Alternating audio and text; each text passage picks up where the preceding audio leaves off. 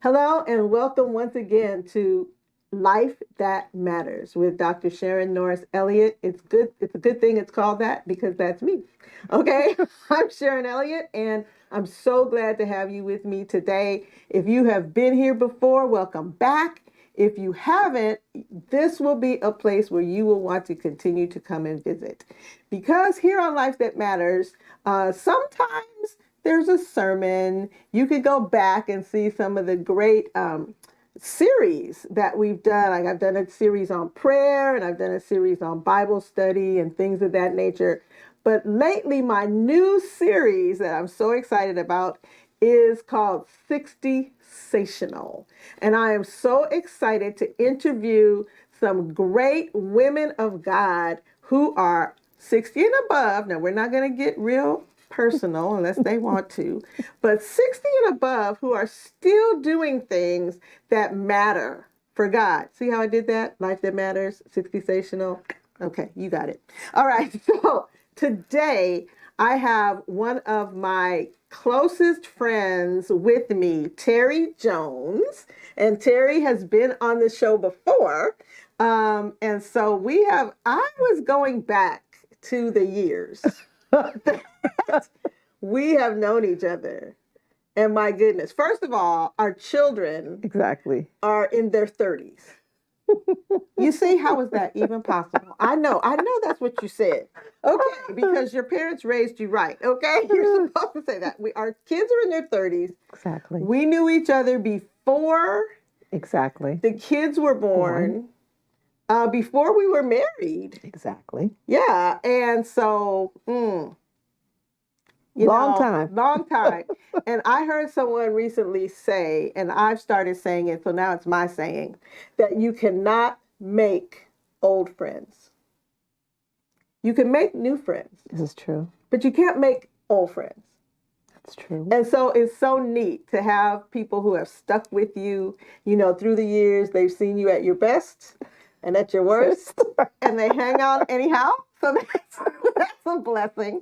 But that's not what the show is about today. Exactly. Today, the show is not about friendship. It's about facing every new day in the new season that we're in. So when we talk about knowing each other for all these years, we've gone through different seasons. Yes. So we've gone through the season of being single. Exactly. And then newly married. Well, let's go back to the courtship, right, days. And then newly married, and then having little kids. Yes. And then the whole season of watching those kids grow. And now they're out of college. Yes. And out of the house. Yay! That's another show. Okay. They're out of the house. They're doing their own things, and they're having grandchildren for us. Yes. For us. Notice, those children aren't for them. For us. And so we're in this new season now. So we're retired. Yes. Right? So you retired from being a school teacher. Yes. 33 years. All right. I got her by 2. So yes. I served my time for 35 years. She only served for 33. But you were in public school. Exactly. So I give you a pass on having 2 less years just because of public school. But that's another show. That's another show. Okay. So you're retired. Your husband's retired. Yes. He was with Los Angeles Police Department for 31 years. Okay. So, yes. So we're very thankful. Oh, yes. For him, and not only that he was safe through all of that, but having him, we had him in like our back pocket, right? Right? We were so happy that we knew somebody, right, in the police department. That's true. Yeah, it's just, so we're in this new season. Exactly. Right. Exactly. And this new season of being retired. And so I wanted to talk about today organizing this new season, right? Exactly. This retirement. Yes. What do you do? Like my husband's been retired for 12 years, a long time. 14, oh, wow. Long time. He's been retired a long time. Okay. And he worked for the power company out here. And when he retired, he sat down. Mm-hmm. And basically, he does what he feels like doing. Exactly. All right. Right? Pitters around the house and, whatever. Exactly. And that is his retirement. That is not my retirement. My retirement looks different. Terry's retirement looks different.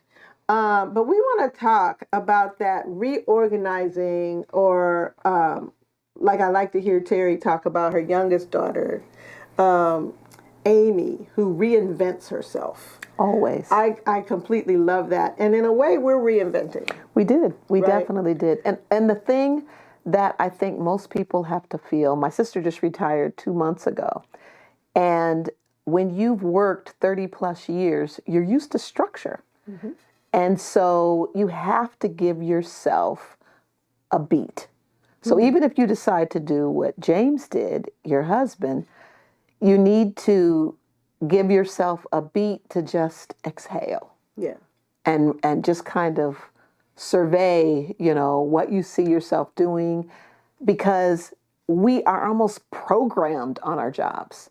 And we get so used to, I got to go to work on Monday, so it's like Saturday, we clean the house or we run our errands. Sunday, we go to church.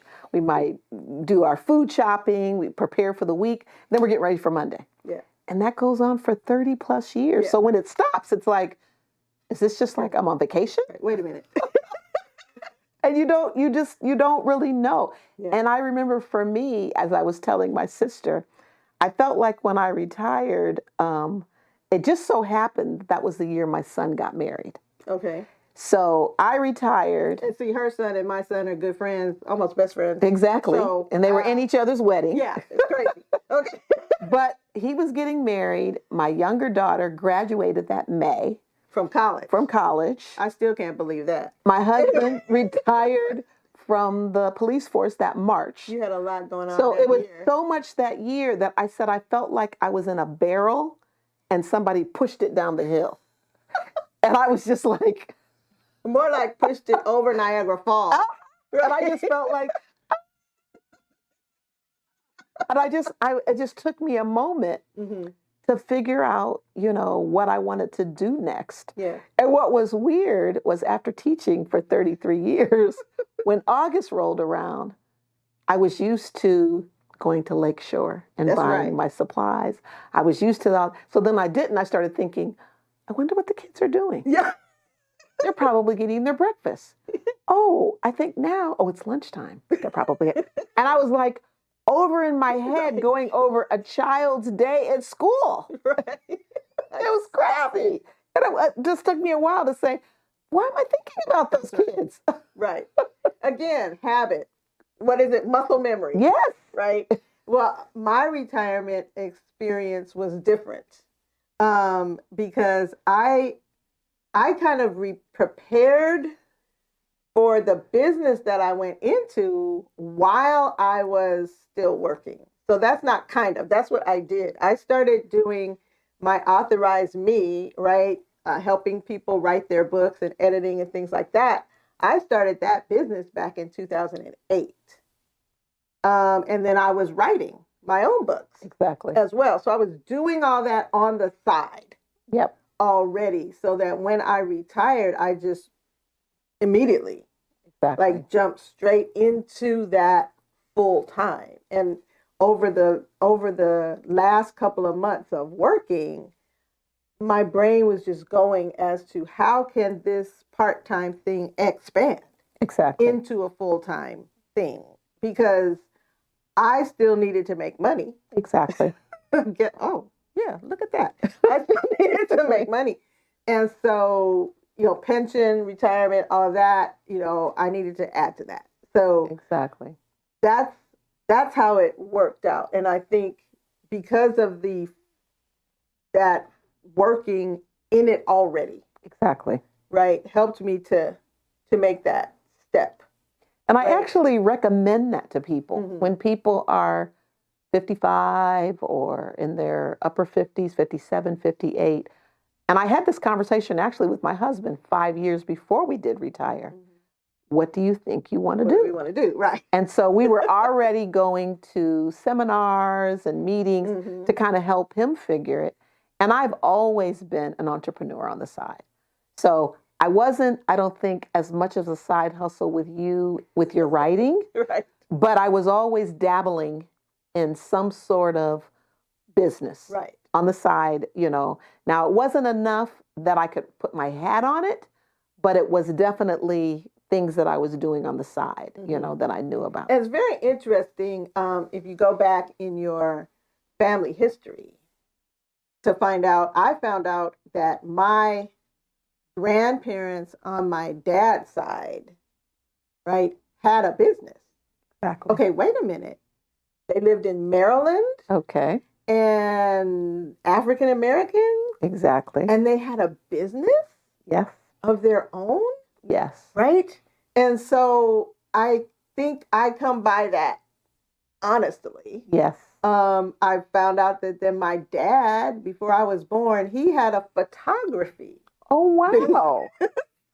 So he wasn't a pastor forever, Exactly. right? He on the side, right? Exactly. Side hustle. Exactly. And so, and then too, I've always been that. Exactly. If you've been watching this show a while, I'm sure you've heard the stories, right? Of all when I the was little businesses. and started, you know, the Sewing. bike club and the this and sewing and all this. It was Always something. right. As soon as something came up, I went business, right? Something just Exactly. clicked in my brain. Always. And so, but let's not forget that we're overlaying all of this, Yes. right, with our faith. Mhm. We don't Amen. just jump out and decide, oh, okay, I'm going to do this now. Exactly. Like maybe when we were a little younger. Right now we know we need to line all this up, right? Line it up. With the word. And so I want to interject here Matthew 14, Okay. 23, and you'll see how I'm going to connect this. You know, I always Okay. have some kind of way of making this work. But I was thinking about how Jesus would steal away. So Matthew 14:23 says, and when he had sent the multitudes away, he went up on the mountain by himself to pray. Now, when evening came, he was all alone. Okay, in the midst of all that he was doing, he would steal away Yes. to pray. You have to. Right? Now, I'm sure that you would agree that Jesus was on his purpose. Exactly. 100%. Thank he was you. on task. Thank you. 100% of the time. Okay, so how did he stay on task? So you see what I did there? How did Jesus stay on task? And then now that we are in these new seasons, Yes. right? How do we then stay on task? So important. Same thing that Jesus had to do. He had to steal away and he had to pray. He had to pray to his Father and continue that solid, intimate Yes. relationship with God, or else you'll find yourself Lost. doing all kinds of stuff. Exactly. The next new thing that comes down the pike, you're like, oh, okay, that looks like that'll make me some money. I can do that. When that is not what God has called you to do. So tell us a little bit about one of the things that God has directed you to do in this new season. Now, my older son, Matthew, likes to write me notes and cards, and beautiful cards, but he always signs them that he is so proud of what I am doing with myself in my golden years. Yes. So, Teri, now that you and I are in our golden years, what is one of the things? Because she's got several streams, right, going. So what is one of the things? Well, one of the things that he did that was very interesting, when I was in college, I studied broadcasting. Oh. And I actually thought I was going to be, you know, on-air talent, flying all over the world and everything. And how I ended up coming into teaching was once again the Lord. Uh-huh. And one day I was I worked for a talent agency. Okay. And I handled the children actors. Oh. And one day when I was watching the news, waiting for my agent to come back, because I was the agent's assistant for a talent agency that handles a lot of people known as William Morris. Woo. And that one time it was the Lord said, almost like the movie Field of Dreams. Mm. And it came in my spirit like, what? And so it kept coming. And I prayed about it and did certain things. Like I remember at the time I went to my boss and I said, I've got to check this out. Mm-hmm. And I remember I talked to you. I talked to Christina Sumter. Mm-hmm. I talked to Anita Gilkey, all my friends that were teachers. And so what was it like? And And then when I did. No, go ahead. No, but when I tried it out, I got glowing reviews from the principals. And I said, I just never would have thought it. So I was in school for broadcasting, had my degree, had worked in television for 6 years out of graduation, and then switched to teaching. 33 years. Mm-hmm. Now, mind you, 33 years, and I'm kind of winding down. You're going to retire, blah, blah, blah, blah. And I went with my husband, like I said, honey, what do you think you want to do? So he had gone to a meeting about house flipping. House flipping. Okay. So it's like a big craze. You go to HGTV, everybody's, fixing up houses and flipping. So he was looking into that. And I was in the meeting, and the lady that was speaking was talking about women business owners. Okay. And how you can take your idea and, either do it through a podcast, you can do on Instagram, you can do a YouTube channel, you can have a blog. And she started telling me all these things. And it was like all of a sudden, all of my broadcasting ideas, they came back. Okay.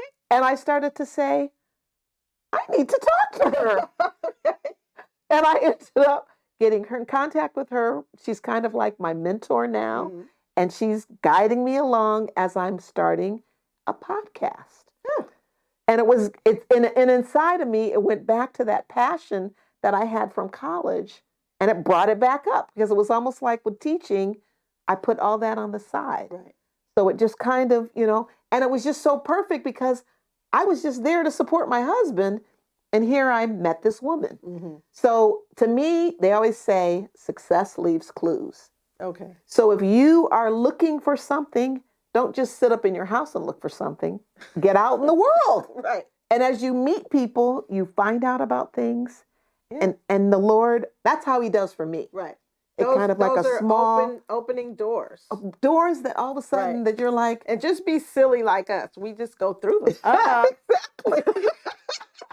Let me give it a try. I don't know what I'm doing, but hey, and you start to see it unfold. Right. And all those sayings start coming back to you. Nothing beats a failure but a try. Exactly. Right. The worst they could tell you is no. All of those kinds of things. And I have a T-shirt that I now wear. I got one for my daughter-in-law and for my youngest son. Right. That is a Nelson Mandela saying. Okay. Which is, I never lose. I either win or I learn. I love that. I like that. And I am really, besides the Bible, right? I'm living by that one, exactly, right? Exactly. So you started the podcast, exactly, which is great. I've been on it. Just saying, okay. And she's wonderful, by the way. And so you're doing other stuff, exactly, as well. And I know you're going to see Teri on this show, but you're going to see her next week as well on our next show. And she's going to tell us some other exciting stuff that she's doing that I haven't even been able to take advantage of yet. But trust and believe, one of these days I'm going to be able to. But as we are winding down today, okay, I think that was some excellent advice, right, that you were giving even to our listeners and viewers, right? In your golden years, right? Or whatever years you're in, because we want you to know that this show is not just for women who are 60 and over, mm-hmm, right? We've actually got some wisdom over these years. A little bit. And these are some things that we would have told our 20-something selves and our 30-something selves. So if you're in your 20s or 30s or even your teens, right? These are interesting things to think about because guess Definitely. What? You're on your way. Exactly. Here. Exactly. I'm just saying, right? I know when I was 17, You just knew everything. 35 was just old, right? And then when I got to 35, it was like 65. But like now, Nothing.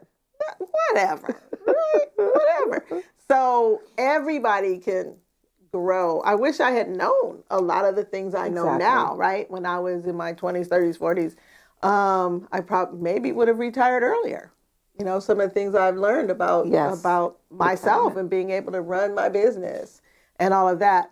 But we don't want to end without going back to what holds all of us together and holds us up.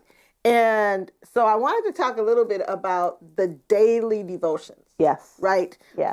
I started doing daily devotions. This is my actual. Okay. See, it's all torn up. Exactly. This is my actual, my utmost for his highest, right? Devotion by Oswald Chambers. I started this 1993. in 1993. Now, this is a 365 day. Okay. But I would read it every year. I read it every year. And what this shows in the front page here is each year, like 93 has a highlighted in yellow. So everywhere I see that it's highlighted in yellow, that's what was important in 93 to me. And then if it's underlined in red in 94 and etc. So soon this one kind of started wearing out. Exactly. You got another. So I got another one. You see, this one doesn't even have the cover on it anymore. Wow. And that kind of, So it's a journal. It has a journal on the side, right? So devotions that are like that, where I can write in them. And so that one, you see, the cover completely came off of it. So this one looked really nice for a while, but it's leather bound. And so the cover is still there. But see, now I'm even running out of space. Exactly. I still read this same devotion. Wow. Right? Every year. Okay. And then I also have a word for the year. Okay. So I'll put my word for the year. Exactly. Right next to, so this year, for example, my word is increase. Okay. 98 was stand. I think you know what I was going through in 98. Right? And I needed to stand. So giving yourself, besides, of course, the Word of God, right? Giving yourself another devotion that you can read on a daily basis is going to be some of that foundation, right? That you're going to build under yourself. Then I started adding a second, right, devotion. Of course, I wrote one. Okay. So 366 Glimpses of God is the one I wrote. And each devotion has a new idea about God. Okay. Right? And so then I got on that. Right? This year, I just want to know about God. So there are other devotions that you could get. Like I found one that's called How Great Thou Art. And it's all about God. Each day is going to give you something about God. One year, I think I did this 2 different years, but I found one about prayer.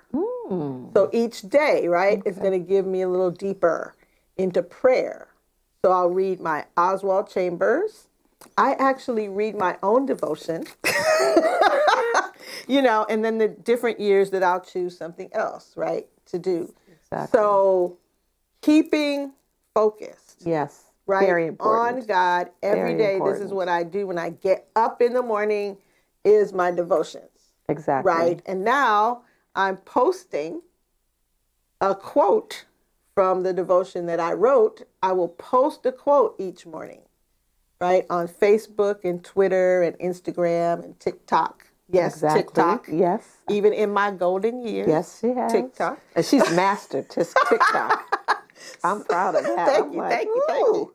Right. But we'll talk in the next show too about some other daily things. Now that, remember, you're retired. Exactly. So just like, and shout out to Marchette. You mentioned your sister, but we didn't mention her name. But this new adventure of retirement or entrepreneur, those of you who may be entrepreneurs, as well, you are working. I'm working. Maybe we'll have time to say more in the next show About how you work. much I'm working. Right? I used to get off of work. No, I don't. But as an entrepreneur, as a retired person, as someone headed toward retirement, whatever age you might be, several things you want to remember. Keep God first. Amen. Always. Always. Because he's directing that travel. And there might be, there will be some times on the journey that he'll say, take this off ramp. Exactly. Right? And you'll think, no problem. No problem. Because you are in your daily walk, right, with him. Or he'll say, increase your speed. Ooh, that's exciting. Exactly. Right? Or fire that person. Everybody's not in your life. Thank you for a lifetime. Some for a moment. Right. And it was like, thank you. See you later. Okay. Time to move on. Right. Those things have to happen. And some people are removed. Yes. Right. In the year King Uzziah died, I saw the Lord.